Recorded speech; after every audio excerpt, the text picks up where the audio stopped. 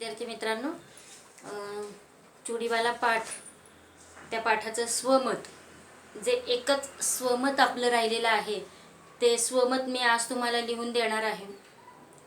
त्यानंतर आपण पत्रलेखन आणि निबंधलेखन कसं असलं पाहिजे, शक्यतो पत्रलेखन कसं असलं पाहिजे आहे याविषयी मी तुम्हाला माहिती सांगणार आहे. तर आपण आपल्या तिसऱ्या प्रश्नाकडे वळूया. स्वमत. प्रश्न तिसरा जो आहे, प्रश्न आहे,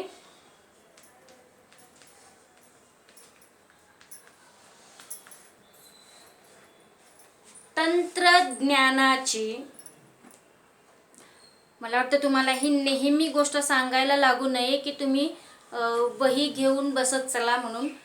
तुम्ही घेतल्याच असतील, या उद्देशाने मी तुम्हाला लगेचच सुरुवात केली आहे सांगण्यासाठी. ठीक आहे, प्रश्न मी सांगते, प्रश्न लिहून घ्या, त्यानंतर आपण उत्तराला सुरुवात करू. तंत्रज्ञानाची जोड देऊन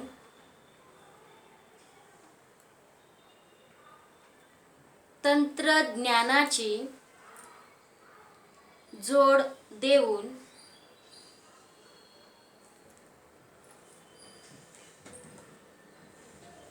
अब्दुलचा मुलगा, तंत्रज्ञानाची जोड देऊन अब्दुलचा मुलगा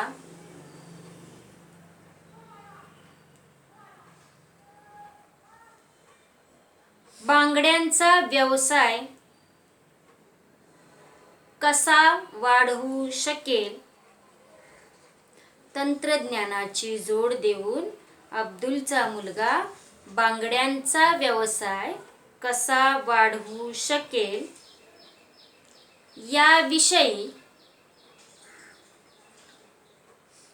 तुमचे विचार, याविषयी तुमचे विचार स्पष्ट करा. याविषयीचे तुमचे विचार स्पष्ट करा.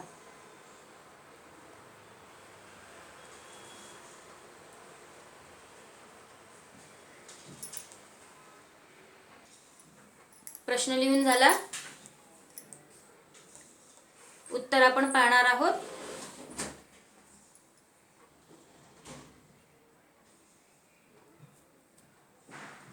उत्तर सांगू ना. उत्तर, प्रस्तुत प्रश्न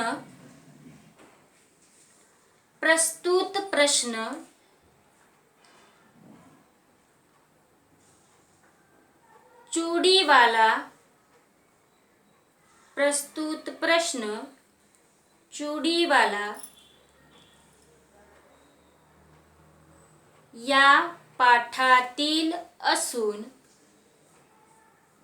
प्रस्तुत प्रश्न चूड़ीवाला या पाठातील असून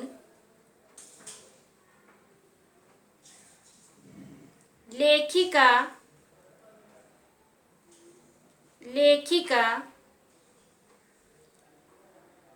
जयश्री रुईकर यांनी, लेखिका जयश्री रुईकर यांनी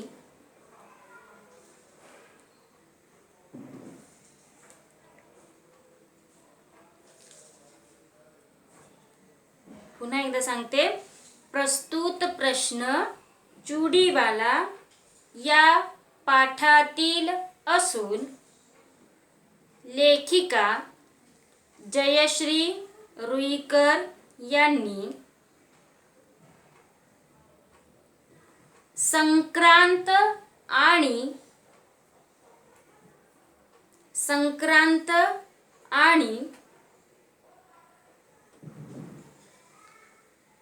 ज्येष्ठ पौर्णिमा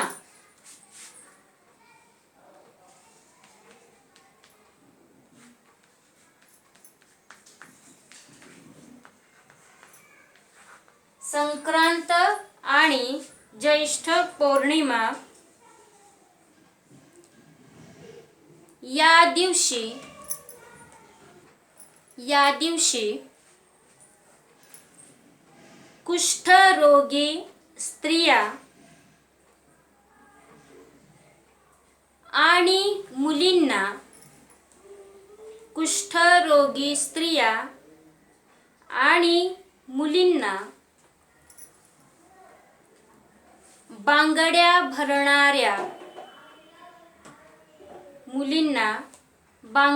भरणाऱ्या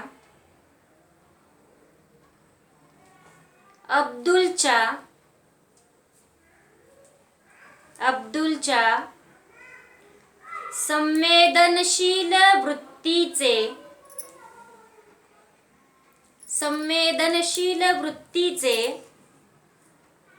वर्णन केले आहे.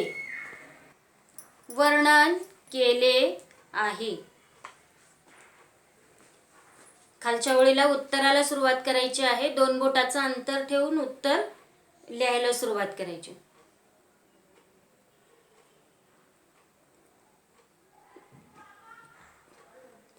तंत्रज्ञानाची जोड देऊन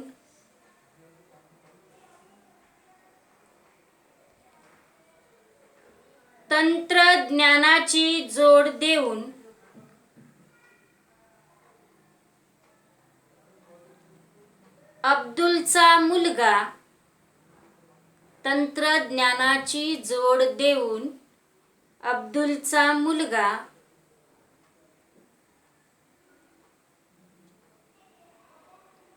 बांगड्यांचा व्यवसाय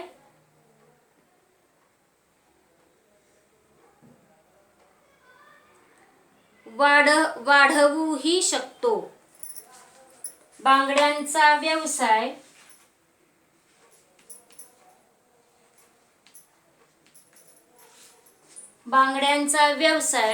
वाढवूही शकतो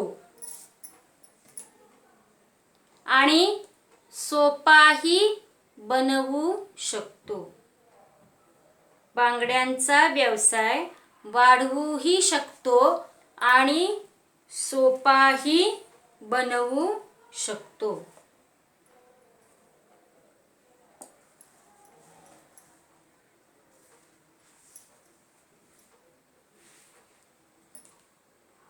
आधुनिक यंत्रसामुग्रीचा वापर करून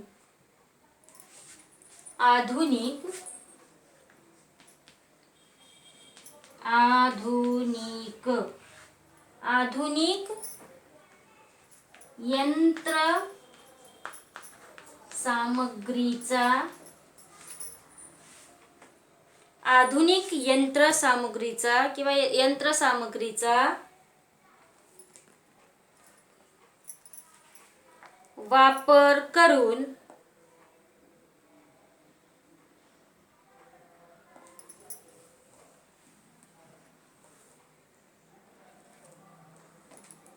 वापर करून तो विविध प्रकारच्या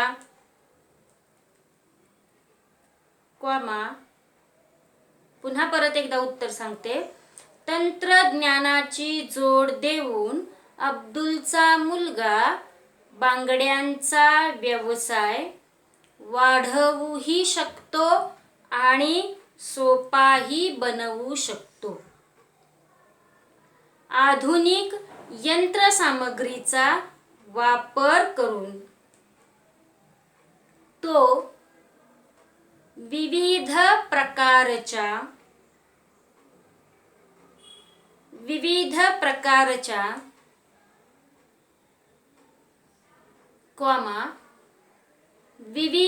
रंगाच्या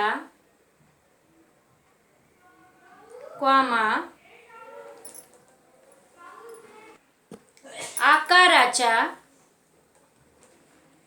विविध प्रकारच्या विविध रंगांच्या आकाराच्या बांगड्या बनवू शकतो.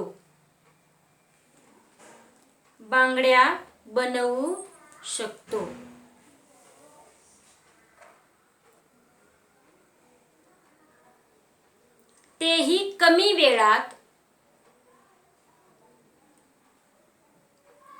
तेही कमी वेळात व कमी कष्टात.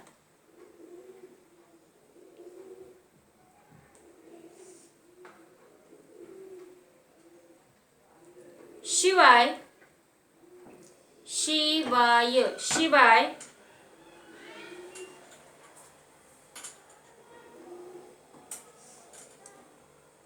या बांगड्यांच्या प्रसिद्धीसाठी शिवाय या बांगड्यांच्या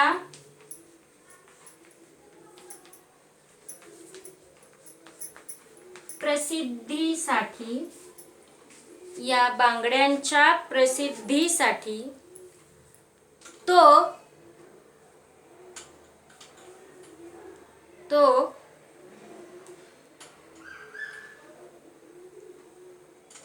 तो विविध माध्यमांवर या बांगड्यांच्या प्रसिद्धीसाठी तो विविध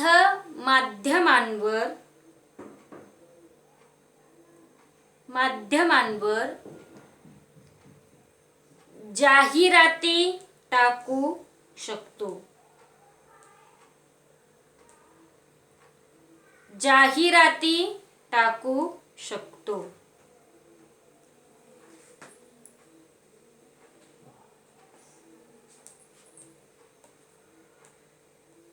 स्वतःचा हा व्यवसाय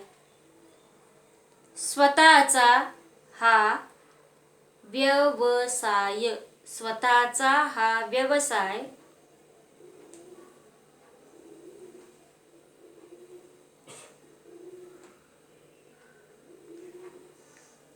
डिजिटल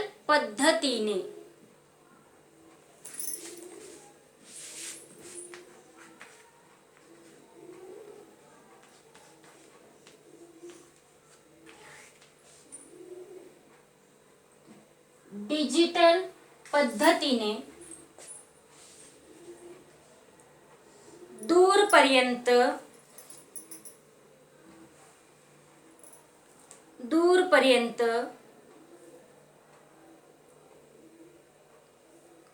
पोहोचवण्यासाठी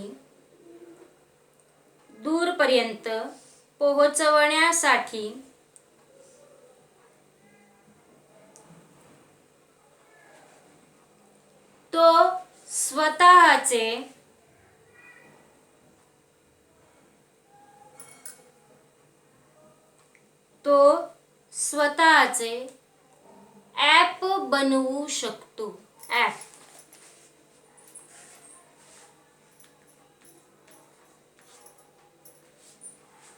ॲप बनवू शकतो.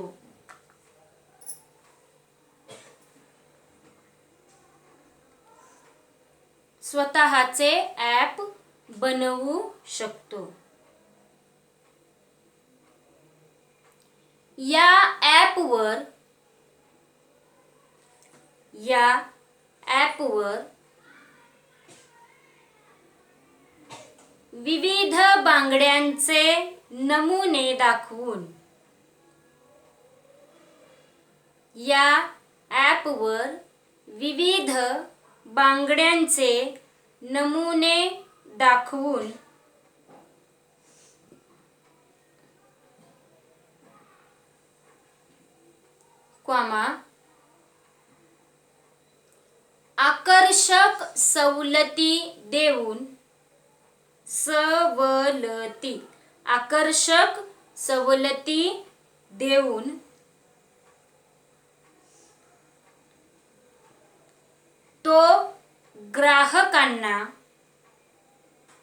आकर्षक सवलती देऊन तो ग्राहकांना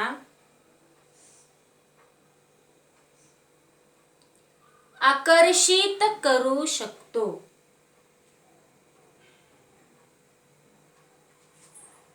तो ग्राहकांना आकर्षित करू शकतो.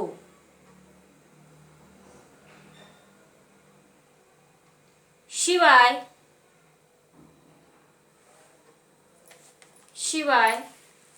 ऑनलाईन व्यवसायही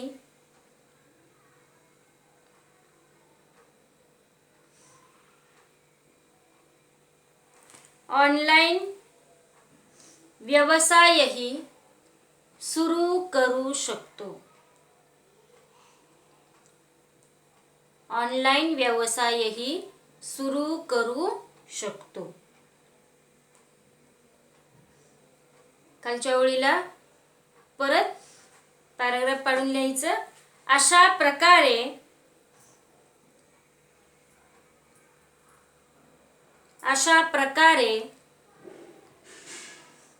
व्यवसायाला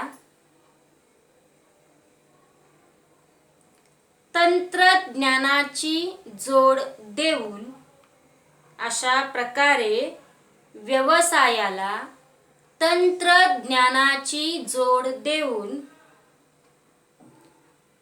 तो केवळ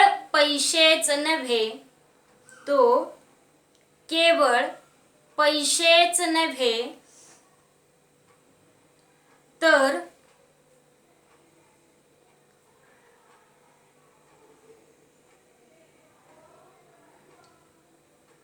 नावही कमवू शकतो. पैसेच नव्हे तर नावही कमवू शकतो. ठीक आहे. परत एकदा सांगते, उत्तरापासून सांगते. प्रस्तावना तुम्ही लिहिली असेलच.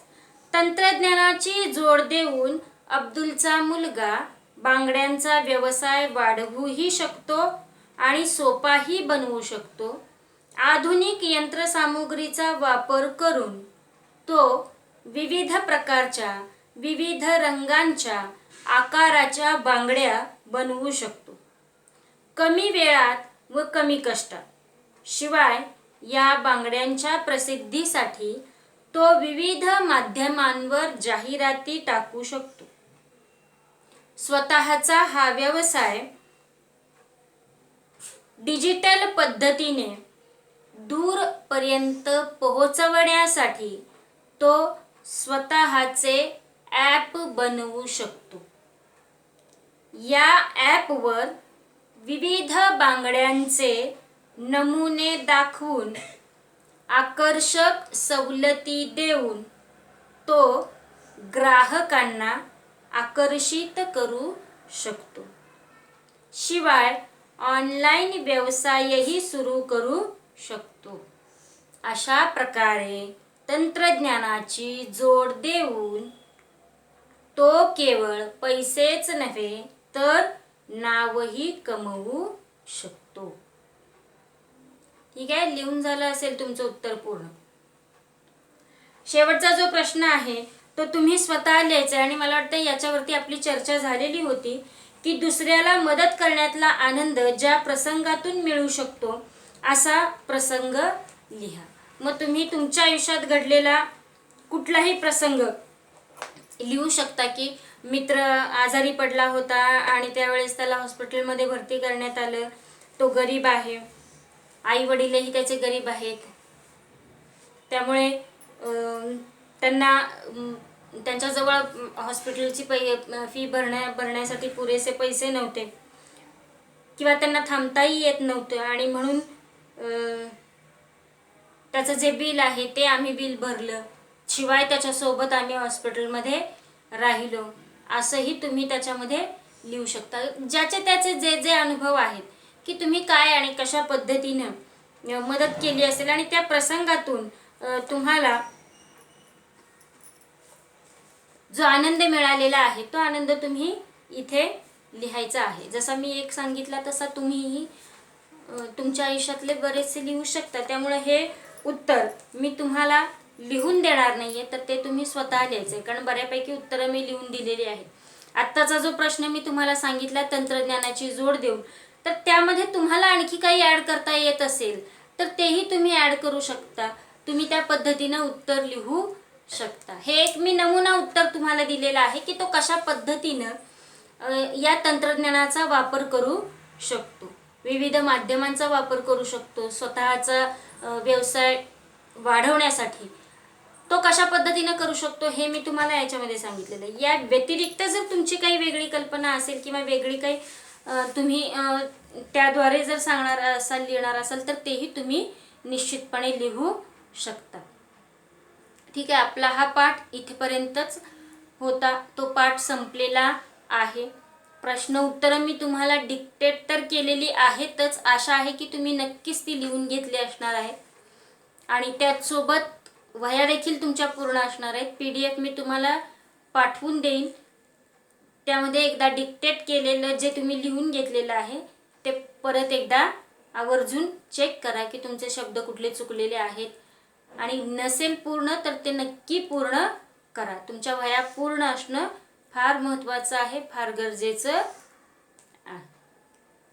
ठीक आहे, जसं सुरुवातीला मी तुम्हाला सांगितलं की आत्ता आपला पाठ संपलेला आहे आणि या पाठानंतर मी तुम्हाला औपचारिक पत्रलेखन जे आहे ते मी तुमचं घेणार आहे. आणि हे आपलं झालेलं आहे, कारण औपचारिक पत्र आपण जवळपास 8वी पासून शिकलेलो आहोत, शिकत आलेलो आहोत. औपचारिक अनौपचारिक दोन्ही पत्र आपल्याला लिखाणासाठी अगदी 5वी 6वी पासून आहेत. पण आत्ता हे जे काही पत्र आपण घेणार आहोत तर ते पत्र अतिशय व्यवस्थितपणे लिहिणं, त्याची मांडणी योग्यपणे करणं, मला वाटतं मी तुम्हाला त्याचं स्वरूपही दिलेलं होतं की योग्य त्या मांडणीनुसार जर तुम्ही ते पत्रलेखन केलं तर तुम्हाला 5 पैकी 4 मार्क मिळणं काहीच अवघड नाही, किंवा 4.5 मार्क मिळणं काहीच अवघड नाही.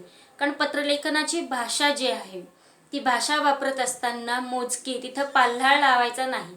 पाल्हाळ लावायचा नाही याचा अर्थ काय की तुम्ही जसं अनौपचारिक पत्रामध्ये कसे आहात तुम्ही, बरे आहात का, या सगळ्या गोष्टी जसं तुम्ही लिहिता तसं याच्यामध्ये लिहिण्याची आवश्यकता नाही. इथं मोजक्या शब्दांमध्येच तुमचा विषय तुम्हाला मांडावा लागतो आणि त्या पद्धतीनं तुम्हाला पत्रलेखन करायचं असतं.